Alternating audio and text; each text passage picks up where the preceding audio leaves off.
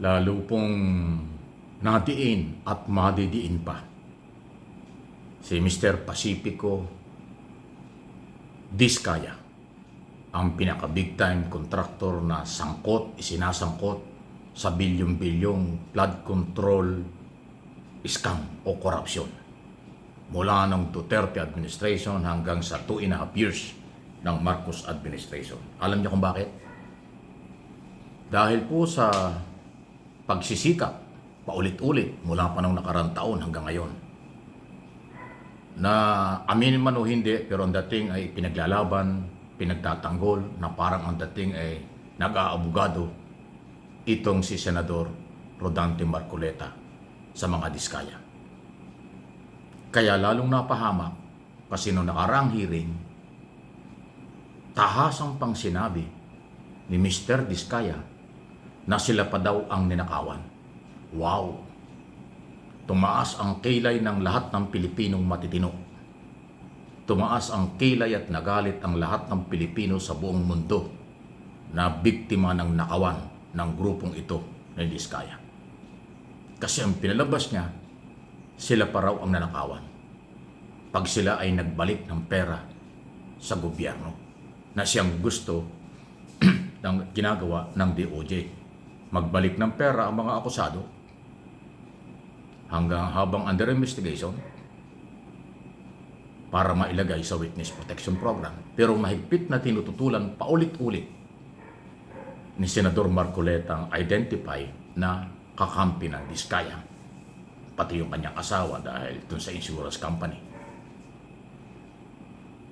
Hindi sana sasagot si Mr. Diskaya dun sa hearing ng ganong salita na sila pa raw ang nanakawan pag sila'y nagbalik ng pera sa gobyerno.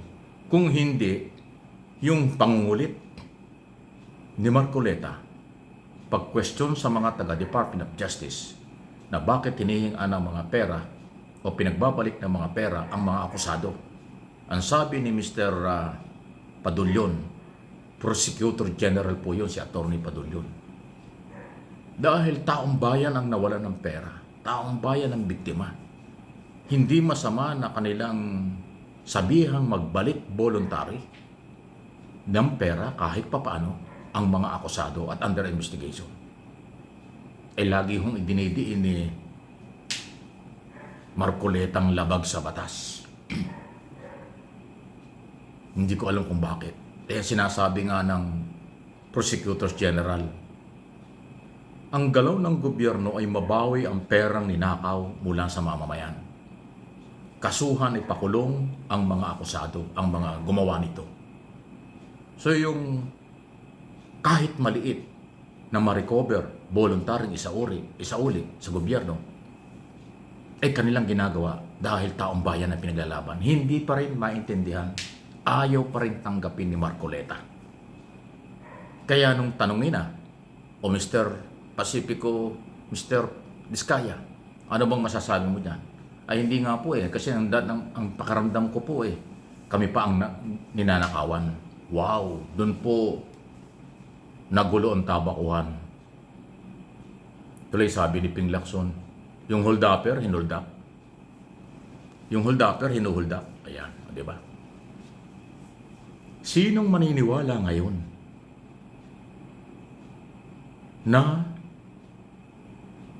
makukuha ng pera si Diskaya? Saan galing ang ibinili mo ng napakaraming mga luxury car? Saan galing at pinamigay mo mga pera galing sa mga politikong kasapakat mo sa korupsyon? Saan galing ibinili mo ng mga building at bahay na pag-aari mo at maluhong pamumuhay? Sariling pera ba yan? Pero hindi.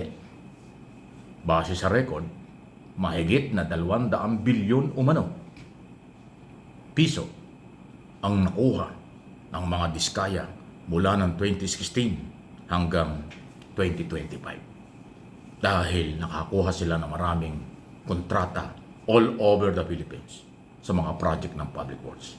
Ngayon sasabihin niya, hindi siya nagbabalik ng pera sa gobyerno dahil ang feeling niya sila pa raw ang mawawalan. Wow! So dahil dyan, lalo siyang madidiin. Alam niyo bakit? Magpupursige ang Estado, the whole government approach. Patutunayan na siya ay dapat kasuhan, korupsyon, malversation, at iba pang paglabag sa batas tungkol sa scam. Madalit sabi,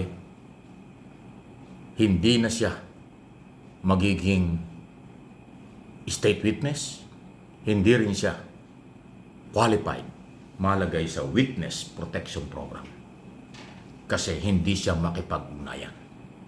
Ay akalaan nyo lumabas din doon sa nakaraang hearing na until now, hindi pa na isusumiti ng mga diskaya ang listahan na kailang binabanggit kung sino ang mga proponent ng mga senador at congressman noong kanilang mga project.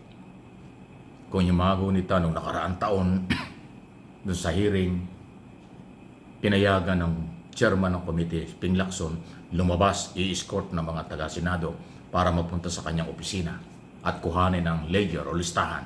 Aba, hindi naman pa ginawa. Hanggang ngayon, di pa na isusumiti.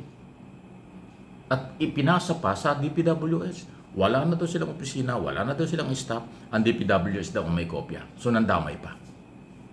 So, sabi nga ni Kiko Pangilinan, senador, talagang hindi ka karapat dapat makapasok sa witness protection program.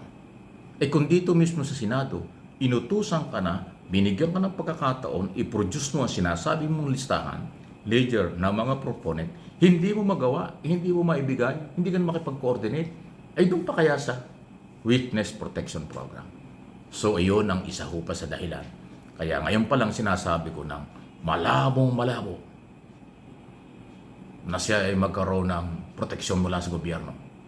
At dahil yan, sa obvious na patuloy na pagtatanggol ni Senador Marcoleta sa Diskaya, ayaw na ayaw ni Marcoleta magbalik ng pera ang mga akusado. Labag daw sa batas yun.